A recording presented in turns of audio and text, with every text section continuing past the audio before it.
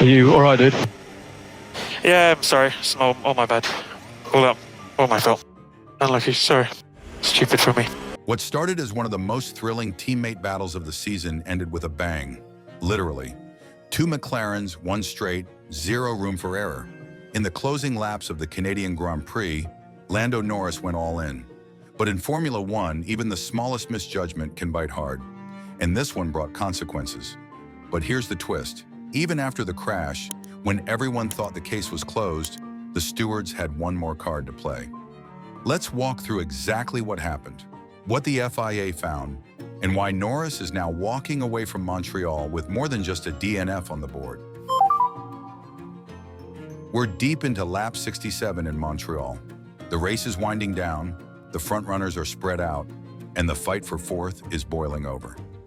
Lando Norris has the pace. Everyone can see it. He's on fresher tires, DRS is wide open, and he's got a beat on Oscar Piastri, who's hanging on to Kimi Antonelli's gearbox up ahead. The plan? Get past Piastri, chase Antonelli, and maybe, just maybe, snag a podium. But that's where things get messy. Norris throws his car up the inside at the hairpin. Bold, risky, clean. It's a drag race down the back straight. Piastri fights back, reclaiming the line into the final chicane. The Aussie defends hard, but fair. Now they're flying onto the main straight. Norris gets the better launch. He's closing in, fast. And then, bang. In a flash, Norris clips Piastri's rear tire. His front wing shatters. The McLaren snaps sideways and slams into the pit wall. Game over. Oscar keeps going. Norris is out. Post-race, Lando doesn't hide from it. No excuses. He takes the blame immediately. Totally my fault.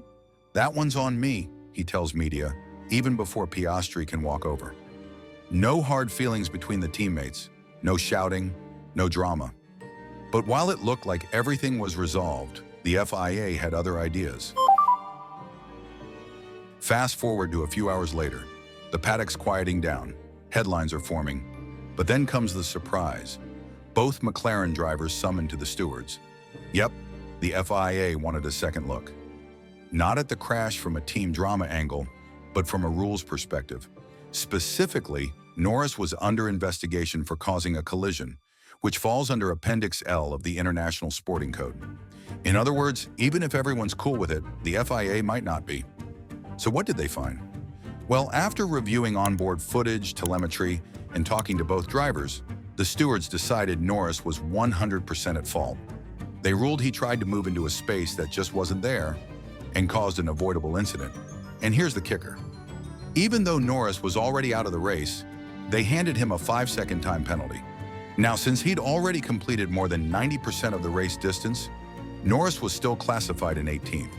That means the time penalty was officially applied, but it didn't actually change his result. And no, it doesn't convert into a grid penalty for the next race. So was it symbolic? Sort of. But the message was loud and clear. If you make a move like that, even on your own teammate, you're not walking away clean. He's not just driving the Ferrari, he's fighting it. Behind the scenes, Lewis Hamilton isn't just battling for podiums, he's battling his own engineers. What's really going on inside Maranello's walls? Buckle up. What we're about to unpack goes way deeper than a few off-race weekends. When Lewis Hamilton swapped his familiar Mercedes Silver for Ferrari Red, expectations were sky high. But the reality? A gritty behind-the-scenes chess match. 10 races in, and Lewis is still chasing his first Grand Prix podium in scarlet. And while the points table shows him trailing teammate Charles Leclerc, who's racked up 3 podiums and 94 points, what it doesn't show is the internal tug-of-war playing out every race weekend. They say, this is how we always do it. And I'm like, well, what about this? That's Hamilton describing his current dynamic with Ferrari's engineers. It's not friction exactly, but it's not harmony either. He's not sitting back. He's questioning, experimenting, poking holes in the status quo. In his words, he's constantly battling to shake up a culture that seems locked into habit. Hamilton believes in incremental progress. He says they've made gains since Monaco in qualifying setups. But that's not enough. Not for a 7-time world champion. Not when the car's been left untouched for weeks. Same package every weekend. No upgrades. We need more. And he's not wrong. Ferrari may sit second in the constructors right now, but they've been outclassed by a surging McLaren. For Lewis, being best of the rest isn't even on the radar. Lewis isn't sugarcoating things. He knows what it's like to be in a car that develops fast, evolves through the season, and stays ahead of the curve. But Ferrari in 2025? They're stuck, and Lewis is feeling the lag. It's interesting to see how different teams work. Sometimes you get upgrades super early and surge forward. Sometimes, not. He gets it. 2025 is the final year for the current generation of F1 cars. Performance gains are harder to find. Teams are shifting focus to 2026 and the new regulations. But Hamilton still wants results now. What he doesn't want? Another year lost in transition. He says it flat out. I want a car that can win next year. That's the priority. So while he's still working with what he's got, squeezing performance out of the SF25 every way he can, his real aim is long-term. He wants to lay the foundation now so that in 2026, Ferrari isn't just participating, they're dominating. That means more tough conversations, more challenges, more "why do we do it this way" moments. Because to Hamilton, this isn't about fitting into Ferrari, it's about transforming it. He's a 7-time world champion, a living legend of the sport, and he signed with Ferrari to write a final, golden chapter. But 10 races in, Lewis Hamilton's dream move is starting to feel more like a slow-burning mystery. And now Fernando Alonso has weighed in, with a warning that raises more questions than answers. Let's rewind. The headlines when Hamilton signed with Ferrari? Blockbusters. F1's most decorated driver teaming up with its most iconic team. This was meant to be a Hollywood script in the making, but right now, it's feeling more like a slow, confusing drama. Sure, Lewis picked up a sprint win and a pole position in China, but in the main show, the Grand Prix, he's yet to stand on the podium. In fact, his best Sunday finish so far is 4th at Imola. One moment of hope, then back to the shadows. What makes this story more complicated is the gap to teammate Charles Leclerc. The scoreboard tells the tale. Leclerc leads the head-to-head in qualifying, races, and points. And while Hamilton has hinted there's more going on behind the scenes, he's keeping those cards close to his chest. I wish I could tell you what's happening, but I can't. There's a lot going on in the background. Those are Hamilton's words, not frustrated, not defeated, just mysterious.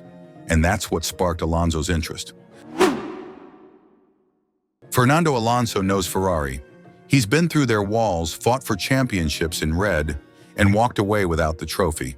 So when he speaks about Hamilton's current struggles, people listen. What's wrong with him? I have no idea. That's Alonso's blunt honesty. He's not speculating. He's acknowledging what everyone sees, that something's off, but he's also pointing out the obvious. We don't know what's really happening inside Maranello. Not yet. What's more interesting is Alonso drawing a line from Hamilton's current struggles. Straight back to his time at Mercedes. Remember 2024? Russell outperformed Lewis more often than not. Fast forward to now, and Leclerc is doing the same. Alonso sees the pattern, and he's not sure if the issue lies with the car, the adaptation, or something deeper. The situation hasn't changed much. Then it was Russell. Now it's Leclerc. That's not an attack. It's a reality check. Even a driver as great as Hamilton can be thrown off by car dynamics, team culture, or shifting expectations. But Alonso, ever the competitor, isn't counting him out. He's struggling now, but he can turn things around very quickly. Still, there's tension in the air, because the longer this slump drags on, the louder the questions become. Is it the team? Is it Hamilton? Is it both? One thing is clear. The fairy tale isn't unfolding the way it was supposed to. Not yet. But if you know Lewis Hamilton, you know one thing. He doesn't settle.